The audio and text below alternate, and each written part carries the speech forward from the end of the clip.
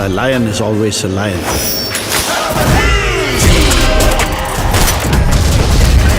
Code படத்துல இருந்து இன்னைக்கு ட்ரெய்லர் ரிலீஸ் ஆயிருக்கு. விஜய் ஃபேன்ஸ் எல்லாருமே இவ்வளவு நாளா ஆவலா எதிர்பார்த்துட்டு இருந்தது இந்த படத்தோட ட்ரெய்லருக்கு தான். இந்த படத்துல இருந்து வந்த எல்லா அப்டேட்டுமே ஒரு கலவையான விமர்சனங்களை வாங்கியிருந்தது. இந்த ட்ரெய்லருக்கு முன்னாடி வரைக்குமே எல்லாருக்குமே இந்த படத்து மேல பெருசா ஹோப் இல்லாம தான் இருந்தது. இந்த ட்ரெய்லரை பார்த்ததுக்கு அப்புறம் எல்லாருக்கும் கண்டிப்பா ஹோப் வந்திருக்கும். அந்த அளவுக்கு இந்த ட்ரெய்லர் வேற லெவல்ல தரமா குவாலிட்டி வைஸ் சூப்பரா இருக்கும் அப்படிங்கிறது எல்லாருக்குமே தெரியும். ஏன்னா தமிழ் சினிமாவோட தரம் எங்கேயோ பெருசு அப்படிங்கிறது எல்லாருக்குமே தெரியும். அதே நேரத்துல தளபதி விஜய் அவர்கள் படம் ஹை பட்ஜெட் படமா தான் வரும் அப்படிங்கிறதும் தெரியும். அதனால இந்த படத்தோட விஷுவல் கிராபிக்ஸ் விஷுவல்ஸ் எல்லாமே சூப்பரா இருக்கும் அப்படிங்கிறது தெரியும். அண்ட் டிஏஜிங் மேல இருந்த அந்த குறையுமே இந்த படத்துல தீர்த்திருக்காங்க. அண்ட் இந்த ட்ரெய்லர் உண்மையாலுமே செமையா இருக்கு, ஹாலிவுட் ஸ்டாண்டர்ட்ல இருக்கு. அண்ட் இந்த ட்ரெய்லர் எப்படி இருக்கு, இந்த ட்ரெய்லர்ல என்னெல்லாம் இருக்கு அப்படிங்கறத இந்த வீடியோல பார்க்கலாம். வாங்க வீடியோக்குள்ள போலாம்.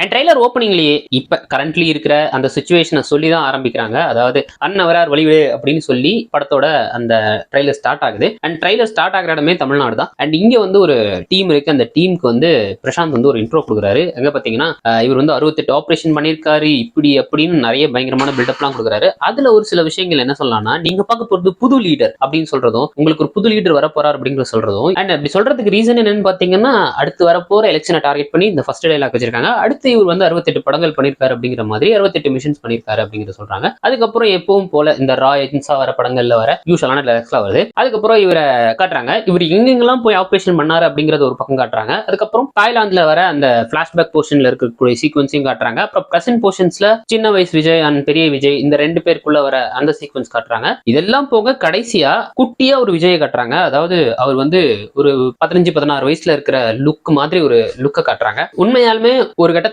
ஃபேன் மேட் எடிட் அப்படின்னு ஒன்று வந்தது. அதாவது இந்த டிஏஜிங் டெக்னாலஜி பார்க்கும்போது பழைய விஜய் இப்படி இருக்க மாட்டாரு, இப்படிதான் இருப்பாரு அப்படின்னு சொல்லி ஒரு ஃபேன் மேட் எடிட் போட்டுருந்தாங்க. அந்த எடிட்ல எக்ஸாக்டா எப்படி இருப்பாரோ அதே மாதிரி தான் இந்த ட்ரெய்லர்ல ஒரு கட் பார்த்தேன். அண்ட் இந்த ட்ரெய்லர்ல அதையும் தாண்டி நிறைய சீக்வன்ஸ் இருக்கு. இப்போ உதாரணத்துக்கு வெங்கட் பிரபுவோட படங்கள் எப்படி இருக்கும்னா, ஸ்டார்டிங்ல ரொம்ப ஜாலியா ஆரம்பிக்கும். அதாவது அவருக்கு ஒரு டீம் இருக்கும், அவங்க கூட ஃபன் பண்ணிட்டு இருப்பாரு, அங்க ஒரு பாட்டு வரும், ஜாலியான ஒரு பாட்டு வரும். அப்படியே கொஞ்சம் கொஞ்சமா போய் கதைக்குள்ள போகும்போதுமே ரொம்ப சீரியஸாலாம் கதைக்குள்ள போக மாட்டாங்க. ஒரு மாதிரி ஜாலியான டோனோட தான் கதைக்குள்ள போகும். கதைக்குள்ள போனதுக்கு அப்புறம் அந்த கதை அப்படியே கொஞ்சம் கொஞ்சமா சீரியஸ் ஆகி அதுக்கப்புறம் ஃபுல் ஆக்ஷன் பேக்டோட போய் கிளைமேக்ஸ் முடியும். பயங்கரமான சேசிங் அது இதுன்னு வைப்பாரு. இதுதான் வந்து டிஃபால்ட்டா வெங்கட் பிரபு ஒரு படங்கள்ல இருக்கிறது. நீங்க மாநாடு எடுத்துக்கிட்டாலும் அப்படிதான் இருக்கும், மங்காத்தா எடுத்துக்கிட்டாலும் அப்படிதான் இருக்கும், பிரியாணி எடுத்துக்கிட்டாலும் அப்படிதான் இருக்கும், மாஸ் எடுத்துக்கிட்டாலும் அப்படிதான் இருக்கும். அதுதான் அவர் பண்ற படங்களோட ஓவரால் டெம்ப்ளேட். அந்த மாதிரி தான் இந்த படத்தை பண்ணியிருக்காரு அப்படிங்கிறது இந்த ட்ரெய்லர்ல ரொம்ப கிளியரா தெரியுது. அண்ட் இந்த ட்ரெய்லர்ல நான் ரசிச்ச விஷயங்கள் ஒன்னு, பிரசாந்த் அவர்கள் இந்த படத்துல இருக்காரு. அது வந்து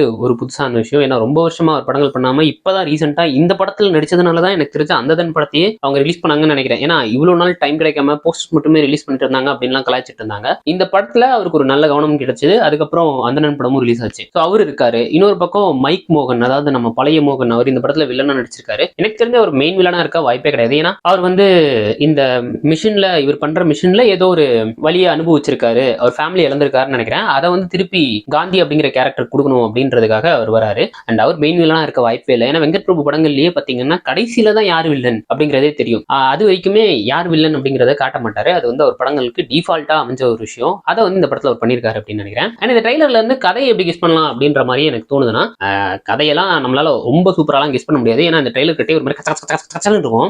இப்ப கதை எப்படி ஸ்டார்ட் ஆகும் அப்படின்னு யோசிச்சா இப்படி இருக்கலாம். இவர் வந்து பிளாஷ்பேக்ல எல்லாம் நடந்து முடிஞ்சதுக்கு அப்புறம் இந்த எந்த விஷயங்களும் வேணாம் அப்படின்னு சொல்லி எல்லாத்தையும் ஒதுக்கி தள்ளிட்டு தன் பையனோட போய் ரஷ்யால ஒரு ஃபாரின் கண்ட்ரில தங்கியிருக்காருன்னு வச்சுக்கோங்களேன். இப்ப தங்குறாரு, அப்படியே வளர்றாங்க, அவங்க பெருசாகிறாரு. இப்போ ஒரு வயசுல இருக்கும்போது இன்னொரு மிஷின் வருது. இந்த மிஷனுக்கு இவர் தான் லீட் பண்ணும் அப்படின்னு சொல்லி அவரை வந்து தமிழ்நாட்டுக்கு கூப்பிடுறாங்க. இப்ப இவர் இந்த மிஷனுக்குள்ள வராரு அப்படின்னு தெரிஞ்ச உடனே அவருக்கு ஒரு த்ரெட் வரலாம். சோ அதையெல்லாம் மீறி இப்போ இவர் இந்த மிஷனுக்குள்ள வராரு அப்படிங்கறத வச்சுப்போம். இப்ப இவர் இந்த மிஷனுக்குள்ள வந்ததுக்கு அப்புறம் இவர் முன்னாடி முடிச்ச பல அந்த மிஷன்ஸ்ல நடந்த ஆபரேஷன்ல நடந்த அந்த எனிமீஸ் எல்லாருமே இவர் ரிட்டர்ன் வந்துட்டாரு அப்படின்னு தெரிஞ்சதுக்கு அப்புறம் அவருக்கு த்ரெட்டா வராங்க அப்படிங்கிற மாதிரி இருக்கலாம். ஏன்னா இப்போ ரஷ்யால த்ரெட் வருது. ஸோ அதுக்கப்புறம் அங்கிருந்து த்ரூ அவுட் டிராவல் ஆகி தமிழ்நாட்டுக்குள்ள வராரு, அந்த மிஷனுக்காக உள்ள வராரு. ஸோ மிஷனுக்காக உள்ள வந்ததுக்கு அப்புறம் இங்க அந்த மாதிரி விஷயங்கள் எல்லாம் அனலைஸ் பண்ண ஆரம்பிக்கிறாரு. ஸோ இப்படிதான் இருக்கும் அப்படிங்கிற மாதிரி தோணுது. அண்ட் இதுக்குள்ள இன்டர்கட்ல அந்த பிளாஷ்பேக் போர்ஷன்ஸ் வரும். பிளாஷ்பேக் போர்ஷன்ல வந்து நம்ம ஸ்னேகா இருக்காங்க. ஸ்னேகா வயிற்றுல ஒரு குழந்தை அண்ட் இவர் கையில ஒரு குழந்தை இருக்கு. இவர் வந்து இந்த மாதிரி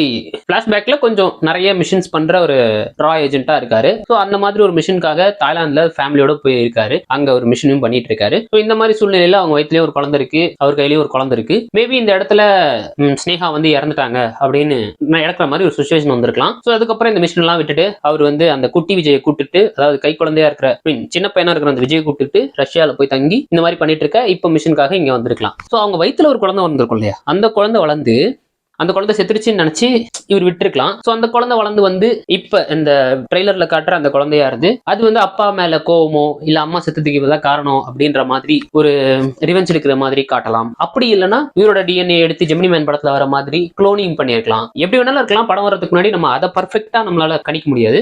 பட் இப்படி எல்லாம் இருக்கலாம் அப்படிங்கிற மாதிரி என்னோட அசம்ஷன். அண்ட் இந்த படத்துல மிக முக்கியமா நிறைய பேரோட கேமியோ இருக்கு அப்படின்னு சொல்லியிருந்தாங்க. உதாரணத்துக்கு சிஎஸ்கே பிளேயர்ஸோட கேமியோ இருக்கு, தோனியோட கேமியோவே இருக்கு அப்படிங்கிற மாதிரி சொல்லியிருந்தாரு. தோனி இருக்குமான்னு தெரியல, பட் கண்டிப்பா ஒரு சில சிஎஸ் பிளேயர்ஸோட கேமியோ இருக்கலாம். ஏன்னா நீங்க ட்ரெய்லர்ல பாத்தீங்கன்னா ஸ்டேடியம்குள்ள நடக்கிற மேட்ச் நடக்கும்போது வர மாதிரியான ஒரு சீக்வன்ஸ் காட்டுறாங்க. சோ அதனால அந்த சீக்வன்ஸ் இருக்க வாய்ப்பு இருக்கு. ஐ மீன் அவங்களோட கேமியோ இருக்க வாய்ப்பு இருக்கு. தோனி கேமியோ இருக்குமா இல்லையா அப்படிங்கிறது தெரியல. இருந்தா பயங்கரமா இருக்கும். அண்ட் சிஎஸ்கே ஃபேன்ஸ் எல்லாருக்கும் தோனி ஃபேன்ஸ் எல்லாருக்குமே பயங்கரமா இருக்கும் இந்த படத்துல ஒருவேளை அது நடந்தா. அண்ட் ரெண்டாவது விஜயகாந்த் அவர்களுடைய ஏஐ வெர்ஷன் இருக்கு அப்படிங்கிற மாதிரி சொல்லியிருந்தாங்க. முன்னாடியே சொல்லியிருந்தாங்க. அவங்க கிட்ட பெர்மிஷன் எல்லாம் கேட்டதா பிரேம்லதா விஜயகாந்த் சொல்லியிருந்தாங்க. சோ அந்த வகையில கேப்டனோட அந்த விஷயமும் இதுக்குள்ள இருக்கு. அண்ட் இப்படி நிறைய விஷயங்கள் இருக்கு. இது போக தளபதி படங்களோட பல ரெஃபரன்ஸ் இருக்கு. தல அஜித் வந்து மங்காத்தா படத்துல சொல்ற டைலாக்கும் இருக்கு. பட் அது வந்து தல அஜித்தோட டைலாக் அப்படின்னு சொல்ல முடியுமா இல்ல வெங்கட் பிரபுவோட டைலாக் அப்படின்னு சொல்ல முடியுமான்னு கேட்டா ரெண்டு பேரோட டைலாக்கும் தான். சோ அதுக்காண்டி இங்க வந்து இந்த மாதிரி ஒரு அவரோட ஸ்டைல்ல அண்ட் தல படத்தோட ரெஃபரன்ஸ் கொடுக்கணும் அப்படிங்கிறதுக்காக அதை கொடுத்துருக்கலாம். அது போக விஜய் படங்களோட ரெஃபரன்ஸ் மானாவரியா இருக்கு. உதாரணத்துக்கு ஒரு இடத்துல வந்து போக்கிரி படத்துல வர மாதிரி வருவாரு. அண்ட் ட்ரெய்லரோட எண்ட்ல வந்து அவர் வந்து மருதமலை மாமணியே முருகையா அப்படிங்கிற சாங் பாடுறதும் இருக்கு. மருதமலை மாமணியே முருகையா. இதெல்லாம் தமிழ் ட்ரெய்லர்ல இருக்கு. இது போக தெலுங்கு ஹிந்திக்குன்னு ஒரு கட்டு வச்சிருக்காங்க. இப்ப தமிழ்ல வந்து மருதமலை மாமணியே முருகையா அப்படின்னு வச்சிருக்காங்கன்னா அது வந்து கில்லி படம். கில்லி வந்து தமிழ்நாட்டுல மட்டும் தான் ரிலீஸ் ஆயிடுது. அதனால அது இங்க இருக்கிற ஆடியன்ஸ்க்கு கனெக்ட் ஆகும். அங்க வந்து ஒக்கடு தான் எல்லாருமே பார்த்திருப்பாங்க, கில்லி பார்த்திருக்க வாய்ப்பு இல்லை அப்படிங்கிறதுனால அங்க வந்து பாத்தீங்கன்னா மிஷன் இம்பாசிபிளோட மியூசிக்கை வந்து ஒரு வாயிலேயே போட்டுட்டு போற மாதிரி ஒரு சின்ன சீக்வன்ஸ் வச்சிருந்தாங்க.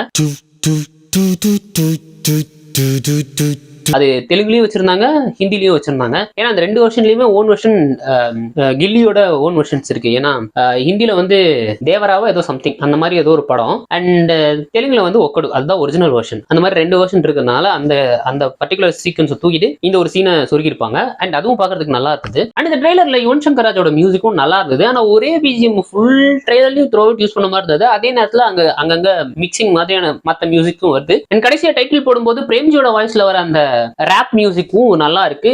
அந்த பிஜிஎமும் கேட்கறதுக்கு சூப்பரா இருந்தது. அண்ட் இவ்வளவுதான் இந்த ட்ரெய்லர். இந்த ட்ரெய்லர் பார்க்கும்போது நீங்க எப்படி ஃபீல் பண்ணீங்க அப்படிங்கறத மறக்காம கமெண்ட்ஸ் சொல்லிட்டு போங்க. நம்ம சேனல் மறக்காம சப்ஸ்கிரைப் பண்ணிக்கோங்க.